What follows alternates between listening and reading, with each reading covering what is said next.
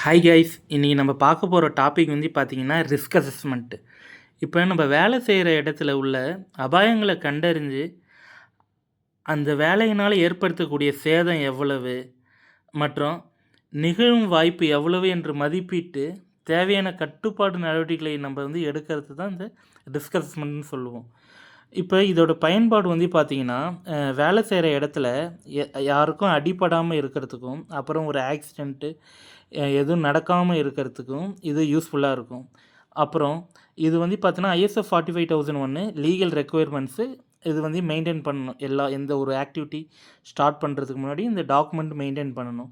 அதுக்கப்புறம் இப்போ நம்ம ஏதாவது ஒரு எக்யூப்மெண்ட்டோ இல்லை என்விரான்மெண்ட்டோ வந்து பார்த்திங்கன்னா, இப்போ நம்ம இது அசஸ் பண்ணுறதுனால இதை சேஃப்கார்ட் பண்ண முடியும். அதுக்கப்புறம் ஒர்க் லொக்கேஷனில் நம்ம ஒரு சேஃப்டி கல்ச்சர் வந்து நம்ம வந்து ரெடி பண்ண முடியும். அப்புறம் இப்போ இதில் 5 ஸ்டெப்ஸ் ஆஃப் ரிஸ்க் அசஸ்மெண்ட் இருக்குது.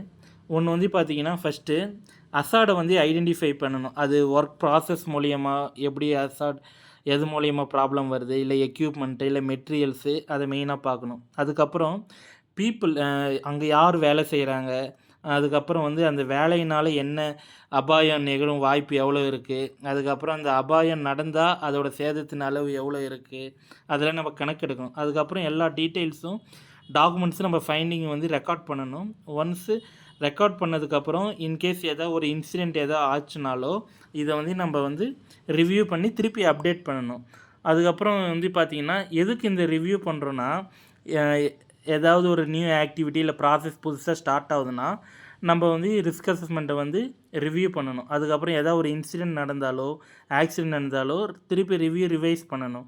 அப்புறம் எக்யூப்மெண்ட் சேஞ்ச் ஆனாலோ எனி கெமிக்கல்ஸ் ஏதாவது நியூ கெமிக்கல்ஸ் ஒர்க் ப்ராசஸில் இது இன்வால்வ் ஆனாலும் நம்ம வந்து இதெல்லாம் பார்க்கணும்.